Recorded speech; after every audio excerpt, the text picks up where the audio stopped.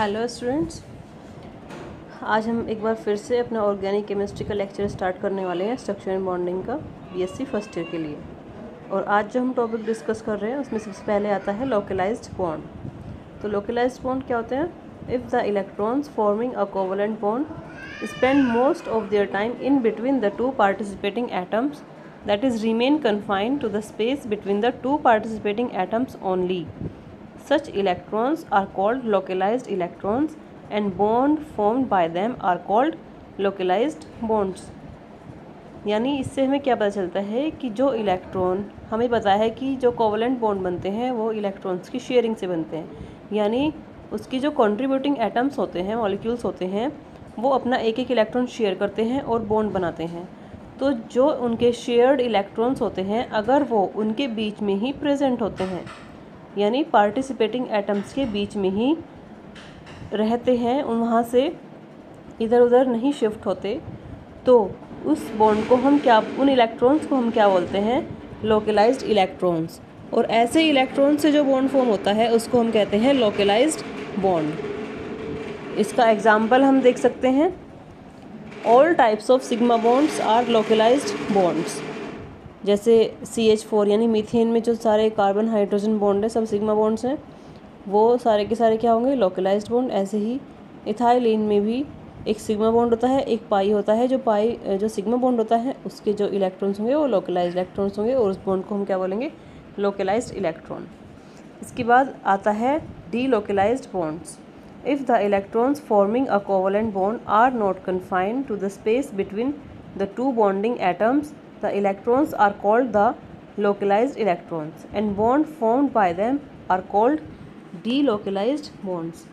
ये उसका बिल्कुल अपोजिट हो जाएगा लोकलाइज्ड बॉन्ड का, यानी जब दो मॉलिक्यूल के बीच बने बॉन्ड में जो इलेक्ट्रॉन्स होते हैं, शेयर्ड इलेक्ट्रॉन्स होते हैं, वो बीच के स्पेस में प्रेजेंट ना होके इधर उधर शिफ्ट होते रहते हैं, यानी डीलोकलाइज्ड होते रहते हैं, तो उनको बोलते हैं डीलोकलाइज्ड इलेक्ट्रॉन। और ऐसे बॉन्ड को बोलते हैं डीलोकलाइज्ड बॉन्ड। ये मोस्टली रेजोनेटिंग स्ट्रक्चर से मिलता है और कॉन्जुगेटेड सिस्टम से मिलता है, जिसमें double single alternative bond present होते हैं, उनमें इस तरह की डीलोकलाइज्ड बॉन्ड मिलते हैं।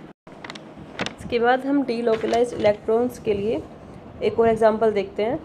इसमें कुछ पॉइंट्स दिए हुए हैं। Neither belong to a single atom, no are confined to a bond between two atoms, are shared by 3 और मोर एटम्स। तो ये सी कुछ प्रॉपर्टीज़ हैं और इसका एग्जांपल है CH3CO नेगेटिव, जो कि एक आयन है, और इसमें किस तरह से डीलोकलाइजेशन होता है इलेक्ट्रॉन्स का, ये आप डायग्राम में देख सकते हैं। तो अब हम चलते हैं अपने नेक्स्ट टॉपिक की तरफ, जिसका नाम है बॉन्ड पैरामीटर्स। तो हमारे बॉन्ड पैरामीटर्स कौन कौन से हैं? Bond length, bond angle, bond energy and bond order. अब हम इनको डिटेल में पढ़ेंगे। सबसे पहले आता है bond length. The average distance between the nucleus of two bonded molecules is termed as bond length. We can measure bond length by using x-ray diffraction method in solid state and microwave spectroscopy in gases state. यानी जो दो molecule आपस में bond बनाते हैं तो उनके बीच की जो एवरेज डिस्टेंस होती है, यानी फर्स्ट मॉलिक्यूल का जो सेंटर पॉइंट होता है उससे लेकर के दूसरे मॉलिक्यूल के सेंटर पॉइंट तक के बीच की जो डिस्टेंस होती है वही क्या होती है? हमारी बॉन्ड लेंथ। इसको हम बेटर तरीके से डायग्राम की हेल्प से समझ सकते हैं। इसमें फर्स्ट वाला जो मॉलिक्यूल है इसकी डिस्टेंस, इसकी रेडियस दी हुई है R1, सेकेंड वाले की R2, टोटल बॉन्ड लेंथ हो जाएगी R1 + R2। तो ये था हमारा बॉन्ड लेंथ। इसके बाद हम नेक्स्ट देखते हैं bond angle. So what is bond angle? A bond angle is the angle between two bonds originating from the same atom in a covalent species. Geometrically a bond angle is an angle between two converging lines. Means जो इसमें जो first line का meaning है, a bond angle is the angle between two bonds originating from the same atom, यानी एक ही atom से जो दो बॉन्ड्स ओरिजिनेट होते हैं उन दोनों के बीच जो एंगल बनता है उसी को हम क्या बोलते हैं? Bond angles. जो कॉमन एक मॉलिक्यूल होगा, कॉमन मॉलिक्यूल, उससे जो लाइंस ओरिजिनेट होंगी उनको बोलेंगे बॉन्ड एंगल। और geometrically the angle between two converging line, जैसे कि हम डायग्राम में देख सकते हैं। ये कुछ बॉन्ड एंगल्स के एग्जांपल्स दिए हुए हैं, इनको आप ध्यान से पढ़ेंगे और नोट करेंगे। इसके बाद हमारा थर्ड पॉइंट आता है bond energy. So what is bond energy? Bond energy is defined as the energy required to separate an isolated molecule after the cleavage of a bond in two atoms और radicals. यानी कि जब कोई isolated molecule के बीच का bond टूटता है तो उनको सेपरेट करने के लिए या उनके बीच का बॉन्ड तोड़ने के लिए जो एनर्जी रिक्वायर्ड होती है उसी को हम क्या कहते हैं? Bond energy. जैसे एग्जांपल में दिया हुआ है हाइड्रोजन के जो मॉलिक्यूल्स हैं इनके बीच में बॉन्ड बना हुआ है। इसके बाद इसमें नीचे देखिए attraction between the hydrogen protons and the shared pair of electrons.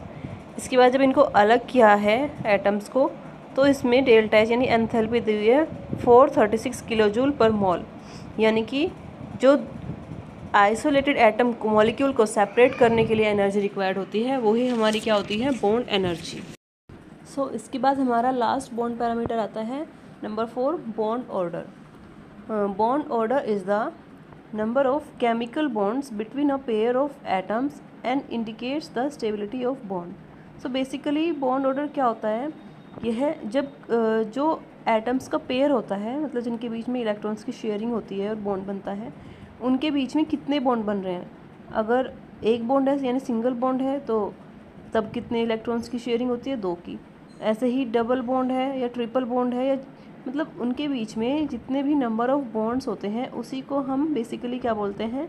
Bond order.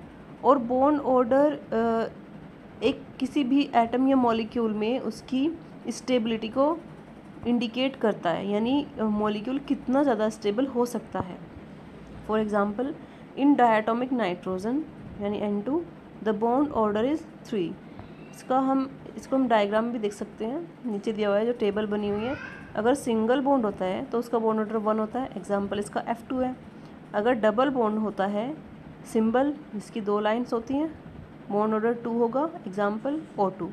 ऐसे ही ट्रिपल बॉन्ड में 3 लाइन्स हैं, बॉन्ड ऑर्डर 3 है, एग्जांपल इसका N2 हमने अभी देखा है डायटोमिक नाइट्रोजन। तो इस तरह से ये बॉन्ड ऑर्डर है। इसके बाद हम नेक्स्ट टॉपिक स्टार्ट करेंगे अपने नेक्स्ट लेक्चर में। ये यहीं पे ख़त्म होता है। Thank you.